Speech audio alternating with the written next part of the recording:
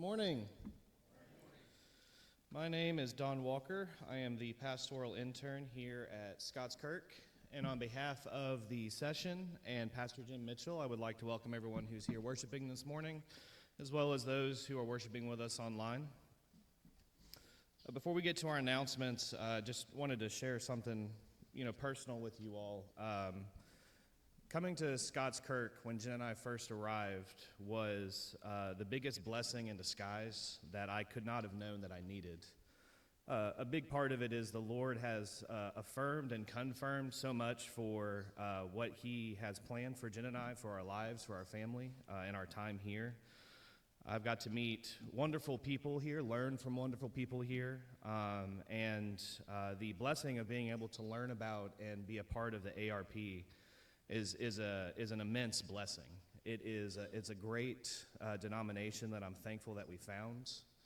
That's not that other denominations are less or that this is the best one, but for what we were looking for, where we would fit in, and where I can see God being most clearly glorified, the ARP is the place that I think is a good place to be for you to be if that's something that you're looking for as a Christian. And so, I just wanted to extend my thanks for bringing my family in as a member of your congregation. I want to extend my thanks for giving me the opportunity to serve as an intern here at the church. It's been a blessing. I've learned a lot.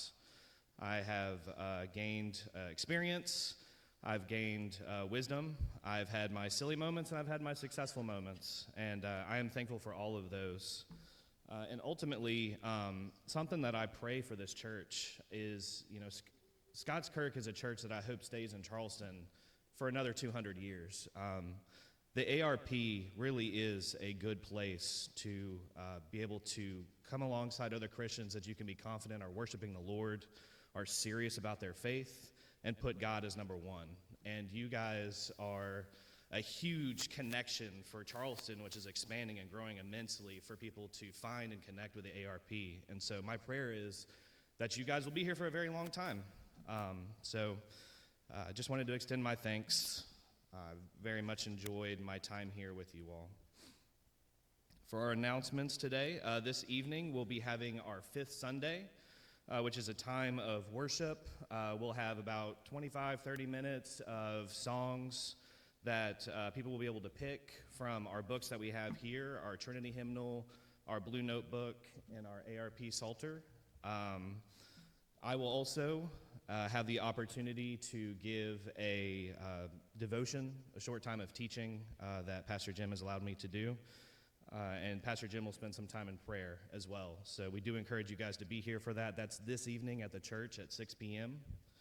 I also wanted to highlight that there is a chili cook-off coming up. There is sign-ups for it on the back bulletin board over there. This will be a fun time of continued fellowship that we do every Wednesday night, except this will have delicious chili. We will also have fall-themed sides and desserts. You are encouraged to sign up. You're encouraged to attend. Please, if you're a superb chili cooker, if you're from the Midwest especially, bring your chili because it's going to be a great time. And if you have a fall dessert or side, please do not hesitate to bring that as one of the greatest gifts that I do believe that God has given us is food. And so when we can share our food with one another, there's just nothing like it. So that will be September 24th, starting at 5:30. It's a Wednesday, so our usual Wednesday evening meal is when that will be. If you guys will now turn to the first page of your bulletin as we take this time to prepare our hearts for worship, as we read Matthew 10:28 through 31.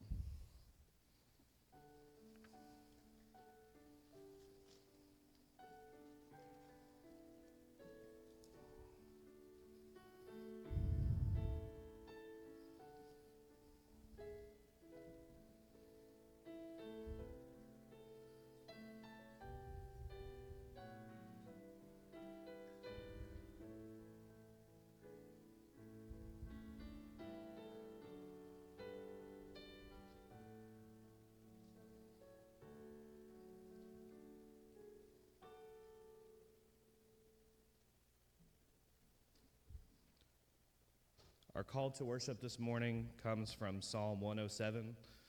I will read verses 1 through 3 and then verses 31 and 32. Oh, give thanks to the Lord, for he is good, for his steadfast love endures forever. Let the redeemed of the Lord say so, whom he has redeemed from trouble, and gathered in from the lands, from the east and from the west, from the north and from the south. Let them thank the Lord for his steadfast love, for his wondrous works to the children of man. Let them extol him in the congregation of the people, and praise him in the assembly of the elders. Y'all will now please stand as we continue to worship our Heavenly Father as we sing Holy, Holy, Holy from the Trinity Hymnal, number 100.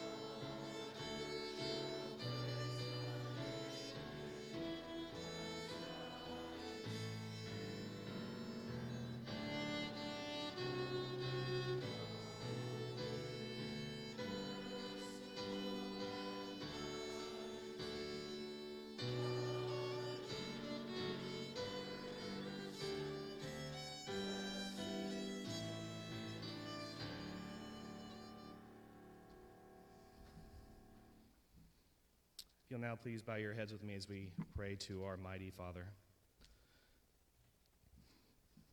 Heavenly Father, as the words we just sang say, you are holy, you are mighty. And Father, we thank you. Lord God, you have gathered us into this place today. We are your servants and we are your people. You have redeemed us by your great power, Father, and by your strong hand. Lord, please dwell with us as we seek your face and worship you today. Lord, Heavenly Father, please let your ear be attentive to the prayer of your servant and to the prayer of your servants who delight to fear your holy name. We pray all this in the name of our Lord Jesus Christ, our Savior, who taught his disciples to pray by saying, Our Father, who art in heaven, hallowed be thy name. Thy kingdom come, thy will be done, on earth as it is in heaven. Give us this day our daily bread, and forgive us our debts, as we forgive our debtors. And lead us not into temptation, but deliver us from evil. For thine is the kingdom, and the power and the glory forever. Amen. Please be seated.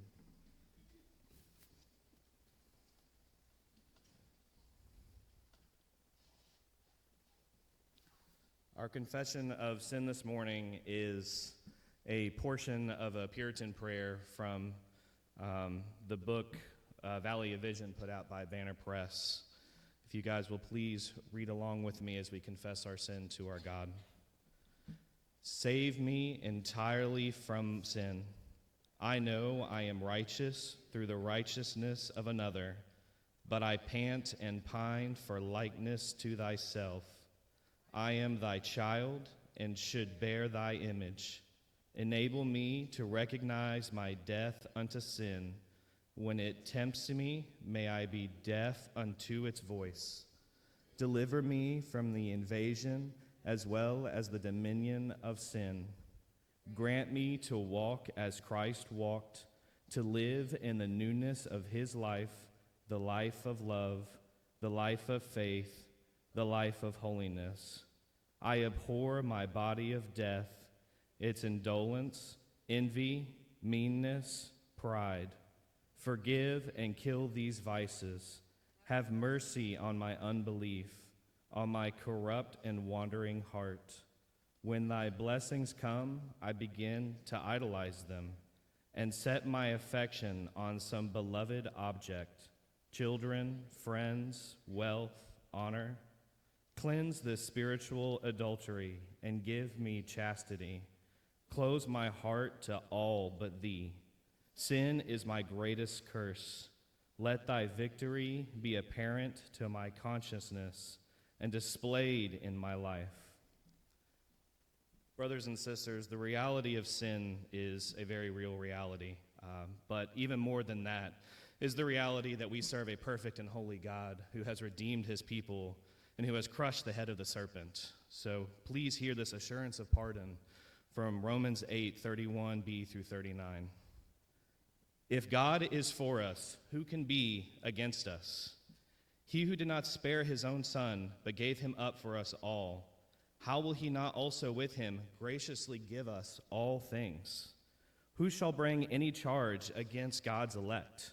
It is God who justifies. Who is to condemn? Christ Jesus is the one who died. More than that, who was raised, who is at the right hand of God, who indeed is interceding for us. Who shall separate us from the love of Christ?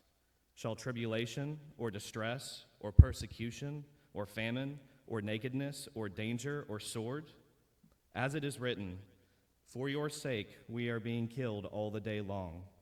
We are regarded as sheep to be slaughtered. No, in all these things we are more than conquerors through him who loved us.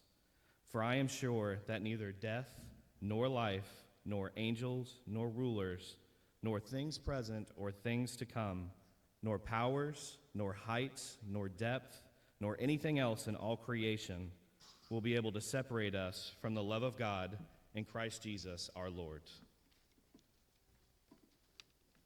If you all will now please stand for our confession of faith. Our confession of faith this morning comes from the Heidelberg Catechism. It's question number 26. Brothers and sisters, what do you believe when you say, I believe in God, the Father Almighty, creator of heaven and earth, that the eternal Father of our Lord Jesus Christ, who out of nothing created heaven and earth and all that is in them, and who still upholds and governs them by his eternal counsel and providence, is, for the sake of Christ his Son, my God and my Father. In him I trust so completely as to have no doubt that he will provide me with all things necessary for body and soul, and will also turn to my good whatever adversity he sends me in this life of sorrow. He is able to do so as Almighty God, and willing also as a faithful Father. You may be seated. I would now like to invite the children forward for the children's sermon.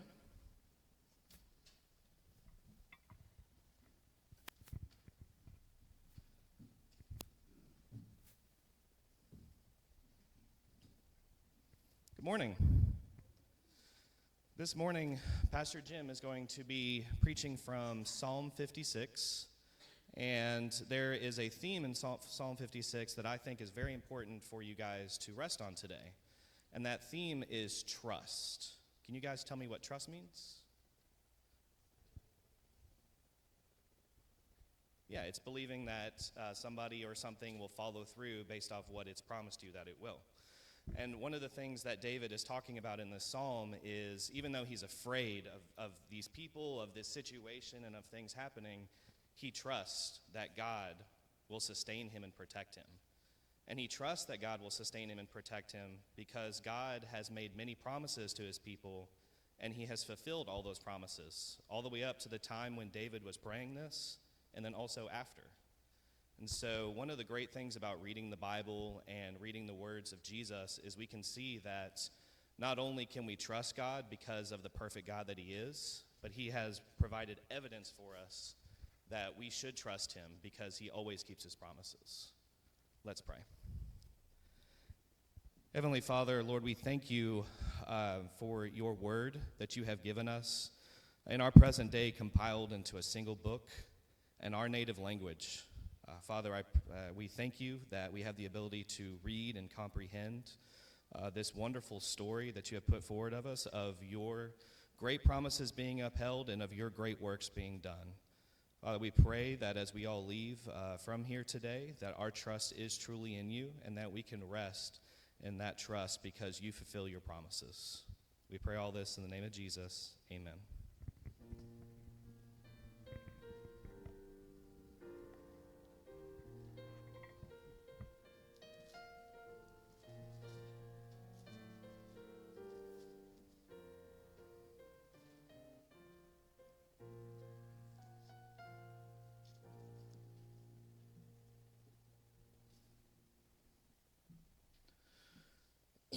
Our scripture reading this morning is 1 Samuel chapter 21. If you would like to turn there to please follow along with me.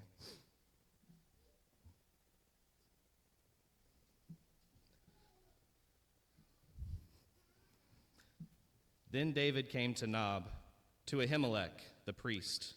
And Ahimelech came to meet David, trembling, and said to him, "Why are you alone, and no one with you?" And David said to Ahimelech the priest, "The king has charged me with a matter and said to me, 'Let no one know anything of the matter about which I send you, and with which I have charged you. I have made an appointment with the young men for such and such a place. Now then, what do you have on hand? Give me 5 loaves of bread, or whatever is here.' And the priest answered David, 'I have no common bread on hand, but there is holy bread, if the young men have kept themselves from women.' And David answered the priest, 'Truly women have been kept from us as always, when I go on an expedition. The vessels of the young men are holy, even when it is an ordinary journey. How much more today will their vessels be holy?' So the priest gave him the holy bread, for there was no bread there, but the bread of the presence, which is removed from before the Lord, to be replaced by hot bread on the day it is taken away. Now a certain man of the servant of Saul was there that day, detained before the Lord. His name was Doeg, the Edomite, the chief of Saul's herdsmen. When David said to Ahimelech, 'Then have you not here a spear or a sword at hand? For I have brought neither my sword nor my weapons with me, because the king's business requires haste.'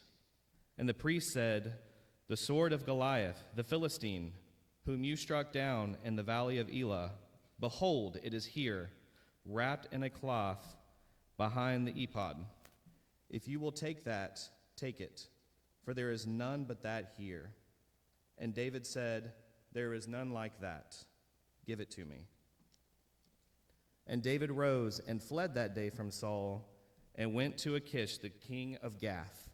And the servants of Achish said to him, 'Is not this David, the king of the land? Did they not sing to one another of him in dances? Saul has struck down his thousands, and David his 10,000s.' And David took these words to heart, and was much afraid of Achish the king of Gath. So he changed his behavior before them and pretended to be insane in their hands, and made marks on the doors of the gate, and let his spittle run down his beard. Then Achish said to his servants, "Behold, you see the man is mad. Why then have you brought him to me? Do I lack madmen that you have brought this fellow to behave as a madman in my presence? Shall this fellow come into my house?" The grass withers and the flowers fade, but the word of our Lord God remains unchanged.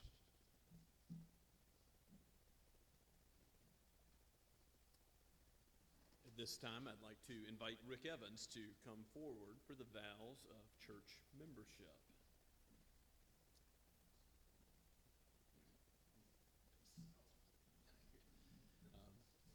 Rick, it's been a delight to get to know you, and so glad that God has, in his providence, brought you to Scots Kirk. And I'll just ask you these 7 vows that you've already answered before the session, and then have one to address to the congregation.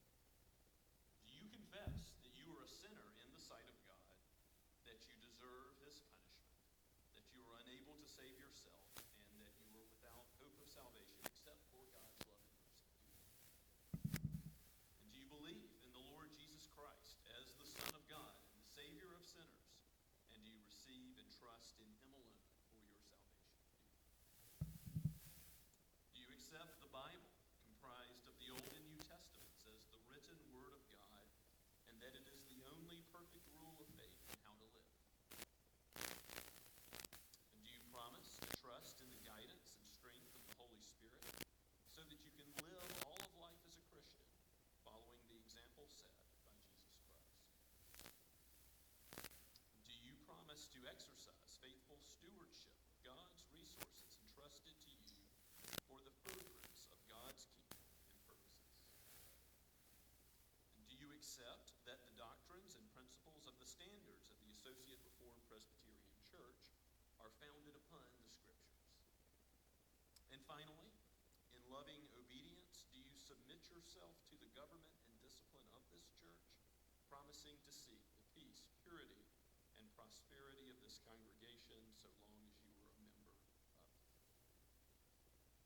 And members of Scots Kirk, in response to these vows that you also have taken, will you walk in Christian love and unity and support and encourage Rick on his journey toward our great King and head of the church, the Lord Jesus himself? If you do, would you please signify such by standing now? And let us pray together.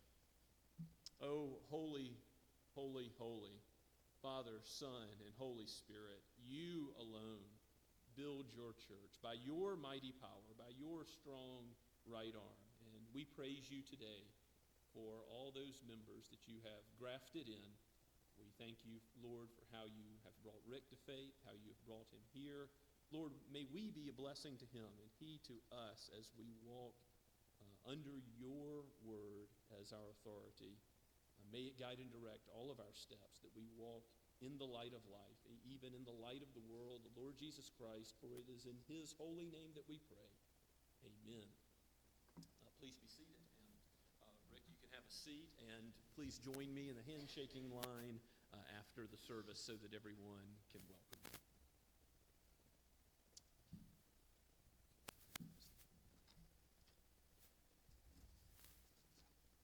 Welcome, Rick.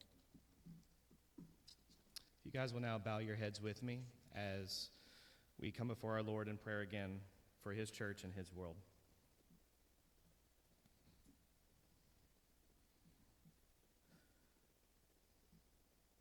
Heavenly Father,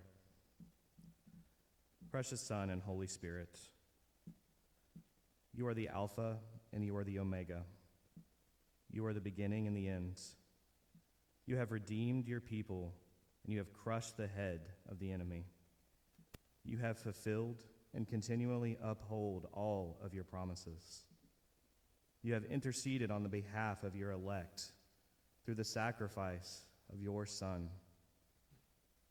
Lord, we thank you for these actions on behalf of your people, not because we are worthy of any of this, Lord, but because you are worthy of all praise and all worship. Heavenly Father, as has been true throughout history and will be true long after we're all gone, your church is accosted and attacked. It has its enemies. It has those who attempt to bring it to ruins, those who do not recognize your power. Lord, we pray for the suffering of your people all over the globe who are experiencing the strife and struggle from this reality. Lord, we know, as stated, this is nothing new, but as your children, you have commanded us to bring our burdens to you, Lord, and we bring this burden to you. Lord, we pray for the Christians in Nigeria. Lord, the persecution and the deaths have been numerous and intense in this country, Lord. We pray for those who are there. Lord, we pray, if it's of your will, for protection and easement of these things. But ultimately, Lord, we pray that at the end of every day and the beginning of every morning, you would be what they rest in, that their souls would be content in you, regardless of what happens on this earth. Lord, we also lift up the families of those who had children who passed away or who had children that were injured in Minneapolis. Father, we pray for these families. We pray for these communities. Lord, the reality is when children are involved, regardless of differences, it breaks everyone's hearts. And Father, we pray for your hand to be a comfort on all of those families, on the community around them, on the church that was involved. Lord, we pray that your magnificence and your holiness can shine through this situation, Lord. I pray for those Christians to have a peace in their heart and to still show and express your love and your truth for your people, regardless of the pain, Lord. Lord, we thank you that you have redeemed us. Father, it gives proper perspective on persecution.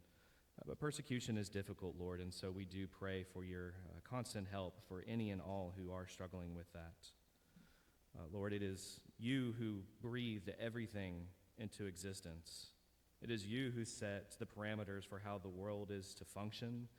Lord, it is you who sustains everything. And Lord, I pray for us here at Scots Kirk today, as well as all those around the world who are your children, to root ourselves in these undeniable facts that you are in control and you are God. Lord, we praise you, knowing that you are sovereign over all things. Father, we also want to ask for prayer, for protection for Pastor Jim and his family, as well as our elders and our deacons here at Scots Kirk. Father, in your holy word, it says that Satan is like a lion prowling, looking to devour. Father, we recognize that this is a reality we should not take lightly. Lord, you have won. Christ has redeemed us, but the serpent still slithers around our earth. And so, Father, we pray for protection for our leaders. We pray for sustainment for their families, for health. Lord, please protect them from the evil one's advances and attempts. Father, we lift up the children in our church as well, Lord. Father, we pray for protection for them from the evils of this world, not only from the temptation of Satan, but from those that he uses to cause division and to cause pain. Father, we pray for wisdom and discernment for the parents of these children, and not just children who are young, but even adult children, Father. Danger never ceases, and being a parent never ends. So, Father, we pray for wisdom for all those who have children. We pray for protection for all children. We pray that you would lead the families of our church to live as you have commanded. Father, I pray that all of us in our households will rest, ultimately, every day ending with you as the center of our homes. Father, beginning and ending our days with prayer, knowing that you are our God, you are our provider, and you are our protector. Heavenly Father, we pray for an ending to abortion. Lord, we pray for these children who have their lives taken from them, Lord, for that to cease and go away. Lord, we pray for protection for those who do not have the ability to protect themselves. Father, we pray for the proper people to be put in areas of legislation as well as in opportunities to be able to speak on behalf of these young children. Lord, we pray for their opportunity to be able to live and to experience this wondrous world that you have created for us, Father. We pray that the Christians that have the opportunity and ability to wage war and battle for these children who have no way of doing so themselves, Father, we pray for them to have courage and confidence. We pray for them to have stability and level-headedness. And Lord, we pray that ultimately they're submitting to you every day as they fight this battle.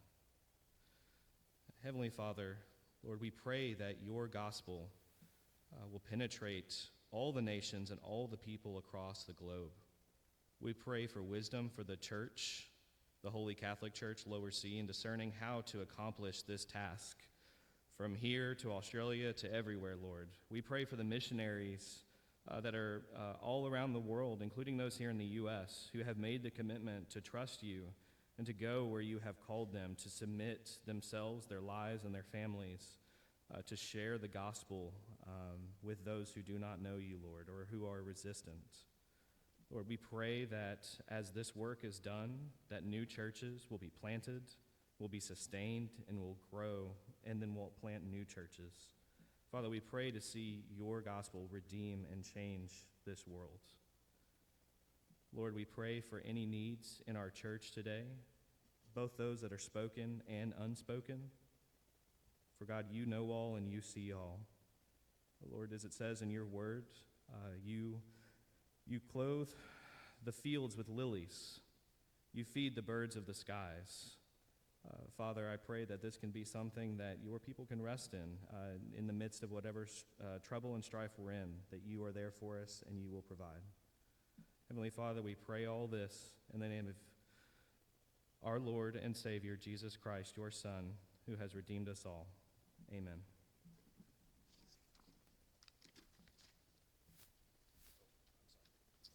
If you all will now please stand as we are going to continue in worshiping our Lord as we sing He Will Hold Me Fast from Blue Notebook, page 16.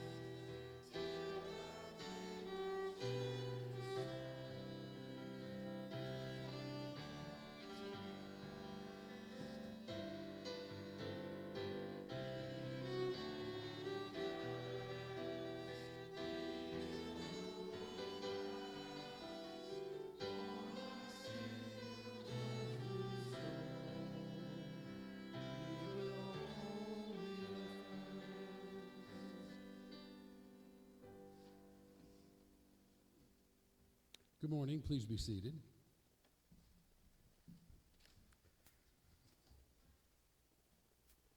Thanks be to you, O Lord. Because of you and you alone, we are like trees planted by streams of water that yield fruit in season, and our leaf does not wither. In you, and because of you and you alone, O Lord, we prosper in all we do, whether we see it or not. Dear Lord, please accept these tithes and offerings and multiply them according to your purposes, and let your kingdom come in this world and in the world to come. Lord, we thank you. Lord, we bless you. Lord, we praise you. Amen.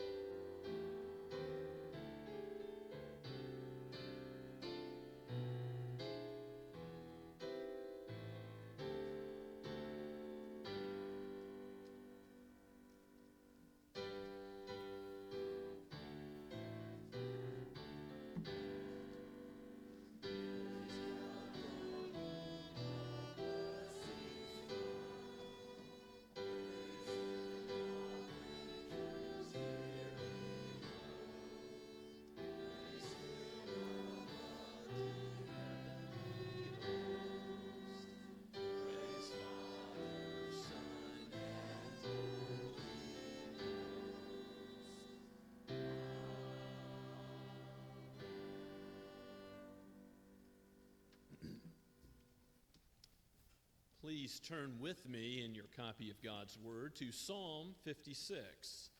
Psalm 56. The Psalter is a mirror of all of human experience and gives us how to pray and how to praise in every situation in life, including that which we'll look at today, the situation of being surrounded by enemies under great pressure, fearful. We have many things that we might fear legitimately in this life. And if we think we have fears, there's some fears that we may have that are different or maybe even more significant than King David's. But this psalm, we'll see, will ultimately point us to Christ and what he underwent as the God-man for us, David's son and David's Lord. But David really had problems. The psalm that we're going to look at is going to recount when he was in Goliath's hometown, Gath, which was read earlier in 1 Samuel chapter 21. For David to be so friendless, his reputation esteemed so little, that he was in Gath with the Philistines, meant that he was in great trouble. And yet, this psalm is also a psalm of confidence. He cries out to God in it, asking for help. But it's also a psalm of great confidence in the Lord that he's crying out to. So let's hear God's word from Psalm 56 to the choir master. According to the dove on the far-off terebinths, a miktam of David, when the Philistines seized him in Gath. Be gracious to me, O God, for man tramples on me. All day long an attacker oppresses me. My enemies trample on me all day long, for many attack me proudly. When I am afraid, I put my trust in you, in God, whose word I praise. In God I trust, I shall not be afraid. What can flesh do to me? All day long they injure my cause. All their thoughts are against me for evil. They stir up strife. They lurk. They watch my steps. As they have waited for my life, for their crime will they escape? In wrath cast down the peoples, O God. You have kept count of my tossings. Put my tears in your bottle. Are they not in your book? Then my enemies will turn back in the day when I call. This I know, that God is for me. In God, whose word I praise, in the Lord, whose word I praise, in God I trust, I shall not be afraid. What can man do to me? I must perform my vows to you, O God. I will render thank offerings to you, for you have delivered my soul from death, yes, my feet from falling, that I may walk before God in the light of life. Let's pray together. O Lord Jesus, light of the world, you and you alone are sovereign. We give you praise that you are over all the affairs of men, and that if you are for us, who can be against us? Help us, O Lord, in the pressures of life, in the things that cause us to have anxious thoughts and to fear. Help us to trust in you and to remember your tender mercies and your covenant promises of your word, that we might understand that you have secured us for all eternity, that we belong to you, that we are your children. O Holy Spirit, use your word powerfully now to comfort, to assure, and to guide and direct our steps. For we pray this in Christ's name. Amen. So this is one of 6 miktoms in the Psalter. Psalms 56 through 60 are all called miktoms, and then Psalm 16 as well. They're all Psalms of David. It's something like an enduring inscription. They all have references to history, and we're not exactly sure what the word means, but there's something that binds them all together as David reflects on his own life and how God indeed answered his prayers. It is a Spirit-inspired way that we too would pray and praise God when we are in times of trouble. I mean, David didn't know at the time when he was pretending to be insane to get out of this situation that looked so hopeless.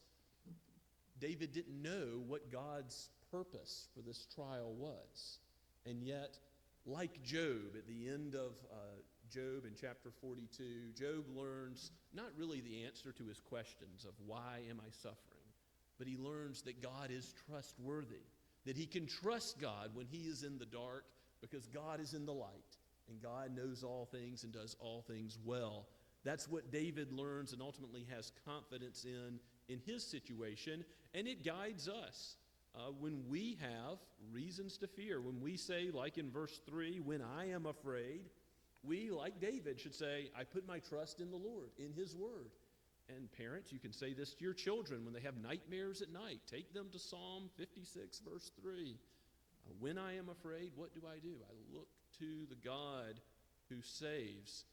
Teens, if you're depressed, you have a broken heart, you have deep sadness, you, as an adult, fear all that's going on and swirling around in this world. As an aged saint, if you fear death itself or the process of dying, even knowing that you are the Lord's, the unknowns, there are many reasons we might fear, even reasons related to enemies. Now, of course, we can get ourselves in trouble by our sin, but David is in trouble as the Lord's anointed.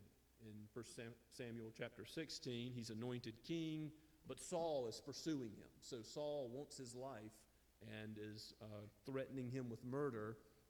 So you see why in verse 1, David says, "Be gracious to me, O God, for man," that is Adam, human beings, "trample on me all day long. An attacker," singular, "oppresses me." David surely has Saul in mind, given the historical situation. But then he goes on in verse 2 to say, "My enemies trample on me all day long," plural, "for many attack me proudly." And perhaps he's thinking in Israel how there are people slandering his name. Perhaps they're calling David an usurper to the throne. He doesn't have the friends that he should have. This is long before David has mighty men surrounding him. He is all alone, and he's in a foreign land. He's in real trouble. And so that's when he says, "When I am afraid, I put my trust in you." And you see how he ends the psalm. He is very confident that God will answer him and that he will be delivered from death. Verse 13. Yes, his feet from falling, that he may walk before God and live in the light of life. Ultimately, we do this psalm a disservice if we don't lead on to Christ, who is the light of the world, who did suffer, weep over sin and its effects. Jesus wept, the shortest verse in the Bible. Jesus wept over Lazarus. He wept over Jerusalem and the lack of repentance that was there amongst the Jewish people. He ultimately, in the Garden of Gethsemane, did something beyond weeping when he, in his own body, sweat blood as he was considering the fearful death of the cross that he was going to, that he set his face toward Jerusalem to lay down his life and take it up again. So David's son and David's Lord is ultimately in view, as we'll see. But the fears that we may have are solved when we put our trust in God. That's the premise of verse 3.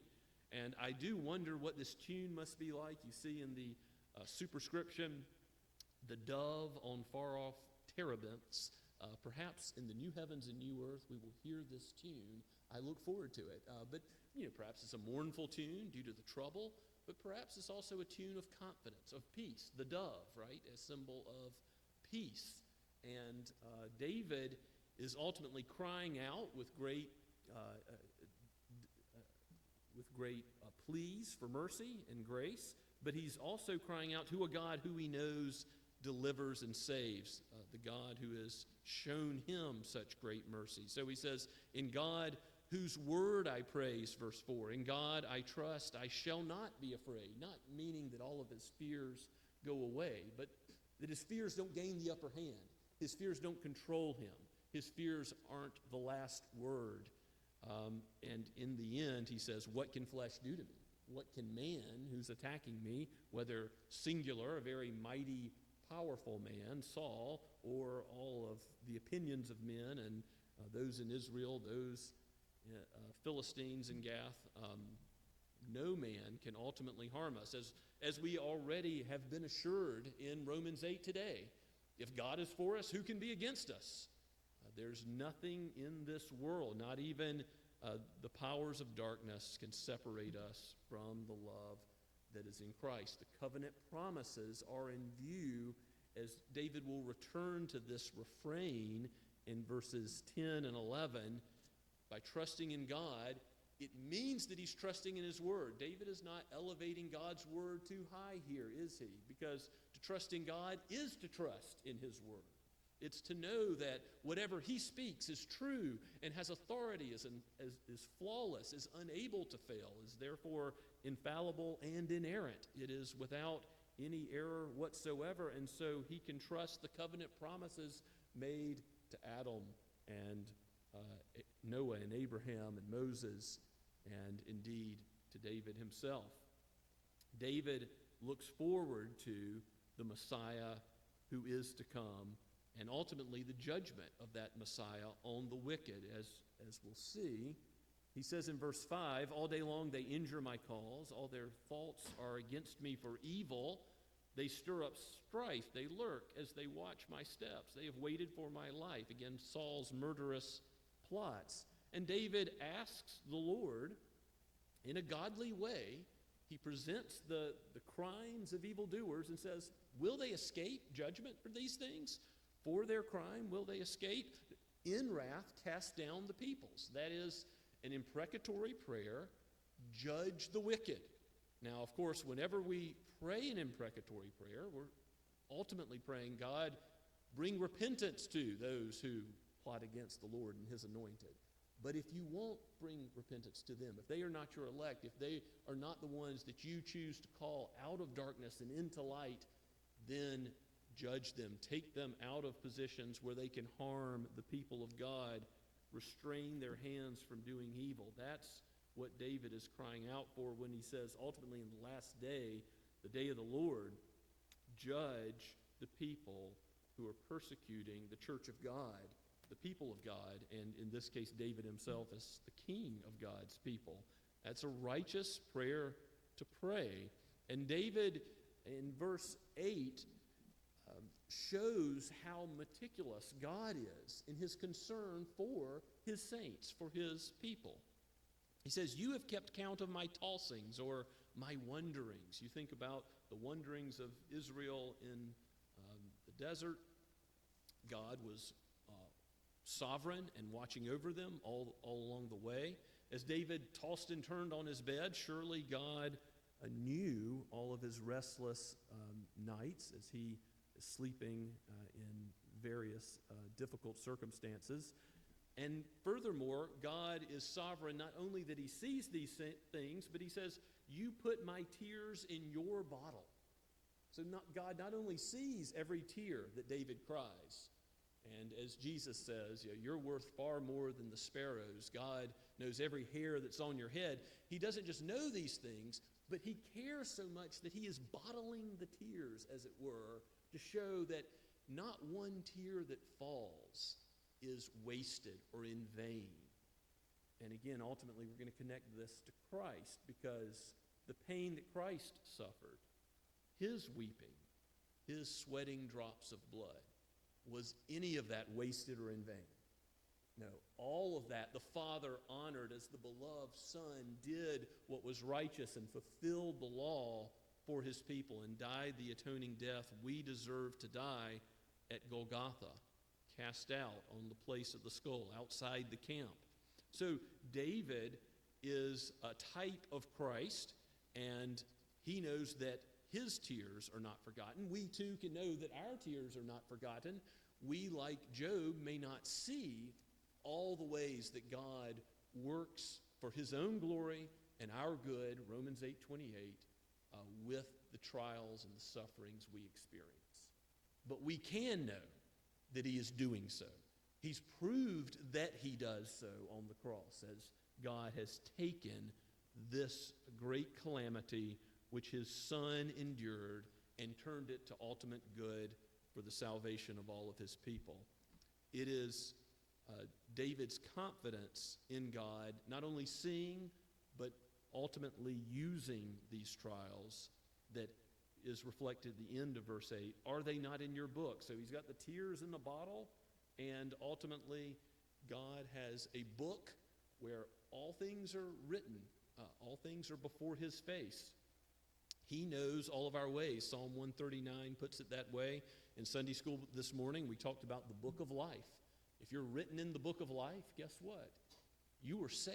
You are God's child, and nothing can change that. The fact that God uses this metaphor of a book shows that he is sovereign over all the affairs of men, even the free actions of human beings and the trials and struggles that we go through as he uses sin sinlessly for his purposes. And ultimately, he will judge the wicked. In verse 9, David writes, then my enemies will turn back in the day when I call. Now, why would David have this idea that the enemies of Israel will be turned back? Because God ultimately promises that as a blessing for obedience in Deuteronomy 28:7, in the covenant blessings that he will give, and Christ ultimately fulfills that as the obedient one. Malachi 4 that we looked at in Sunday school this morning shows how the wicked will be turned into ash and trampled on by the people of God on the great day of the Lord. Will God's enemies be turned back? Most certainly, most surely, without a doubt. God will judge the wicked. And David, being confident of that, ends verse 9 in something that almost reads as Pauline as Romans chapter 8. This I know, that God is for me. You see his confidence there. And so, what can man do to me? What can human beings, even the kingdom of darkness, Satan and his minions, what can any creature do to me? Absolutely nothing. And this confidence is how we ought to pray in times of trouble like David. This is a model for how we ought to praise the Lord. Come into a sanctuary and worship him with the people of God in times of fear.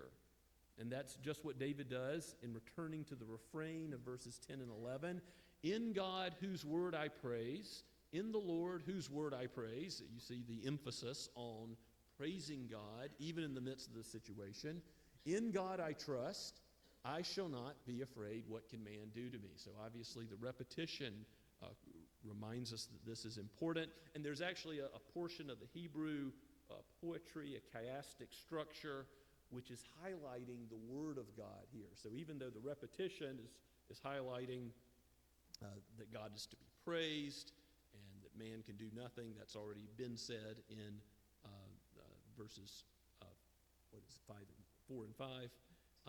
God is particularly highlighting that his word is the source of the confidence by the Hebrew chiastic structure, which emphasizes it there in verse 10. And God's word is what proclaims his covenant promises, is it not? So how do we know that God is going to save to the uttermost? Because of the promises in the covenant of grace that David already knew. And we have more revelation than David. We have greater clarity and light than David. We have the New Testament and all of what Jesus did written down so that we can see clearly that he laid down his life and took it up again so that we would be redeemed. And it's in light of that that there is a response anticipated by David for when God will hear his prayer and answer him. I must perform my vows to you, verse 12 says, O God, and render thank offerings to you. David doesn't want to be like those lepers that were healed and never returned with thanksgiving. No, he wants to be the one who knows that God heard his prayer, was confident that he would, and that when he answers, he'll give him the praise and thanksgiving that he's due. You might turn with me to Jonah chapter 2. Jonah writes a psalm, but he does so in the belly of the whale. It's in the second chapter. He recognizes as he's sinking down that he's about to die, and God swallows him up in the belly of the great fish, and he doesn't die. And sometime in there, he composes this psalm, and he recognizes that the great fish is not judgment, but salvation. He recognizes that though he was sinking down, God has saved him. And look where he goes with this psalm as he calls out to the Lord. It says in verse 2, I called out to the Lord out of my distress, and he answered me. Out of the belly of Sheol I cried. So he was going down to the grave. And you heard my voice. For you cast me into the deep, into the heart of the seas, and the flood surrounded me. All your waves and your billows passed over me. Was there reason to fear for Jonah? Yes. He knew that he was in big trouble. Then I said, I am driven away from your sight, yet I shall look again upon your holy temple. He starts to have some confidence based on what's happened. The waters closed in over me to take my life. The deep surrounded me. Weeds were wrapped around my head at the root of the mountains. I went down to the land whose bars closed upon me forever. Yet you brought up my life from the pit, O Lord my God. When my life was fainting away, I remembered the Lord, and my prayer came to you, into your holy temple. Those who pay regard to vain idols forsake their hope of steadfast love. But I, with voice of thanksgiving, will sacrifice to you. Very similar language to David in Psalm 56. What I have vowed, I will pay. Salvation belongs to the Lord. Now, you know the rest of the story, that in chapter 3, Jonah's back on dry land, and the word of the Lord comes to him a second time. And he still has things to learn. He's still going to stumble and fall in this life. But it is true that he goes out and he's going to follow what God wants him to do. He is going to preach to Nineveh the word of the gospel, to repent. And to pay vows to God is more difficult than to make them. We've all cried out, Lord, if you get me out of this, then I will. But if you've made a right vow, I'm going to go to be with your people. I'm going to praise your name. I'm going to live the Christian life. I'm going to battle sin. All of these things are right vows that we ought to pay in thanksgiving for what God has done. There's certainly nothing we can do to earn standing with him, but he delivers, and as a result, we ought to give him praise and thanks. And that's where David is, that's where Jonah is, because salvation is of the Lord, it's not of man. But because of deliverance, we owe him everything. Look at verse 13 of Psalm 56. David says, "For you have delivered my soul from death." David knows that it was not his craftiness in coming up with this little pretending to be insane scheme that delivered him. No, it was God that delivered him. You have delivered my soul from death, my feet from falling, that I might walk before God in the light of life. David knows the purpose of his deliverance is to do good works in obedience and to praise, yes, Christ, the light of the world, the one who never stumbled, the one who never fell, who was tempted in every way as we are, but overcame sin and Satan. And because of that, we may be conformed more and more to his image by the work of the Holy Spirit. We know we are safe from ultimate enemies in this world, that we belong to God, that he cares for our suffering, that he's working our suffering for his glory and our good. And ultimately, Christ has come with his suffering to deliver us from what we deserved. Give him praise. Give him what he is due. And do not fear man. Fear the Lord. He alone can deliver. Let's pray together. Father, we give you praise that you are a God who cares for our anxious thoughts and fears. God, we pray that you would help us to, in times of trouble, come to you as we ought, to bow down before you, to realize that you who know the end from the beginning, you have all things written in your book. You alone are trustworthy. You've delivered your Son, and so you have delivered us. May we walk in his righteousness, for we pray it in Jesus' name. Amen. Let us stand and respond to the song today by singing Psalter 56b, which is the latter half of Psalm 56. Let's stand as we sing.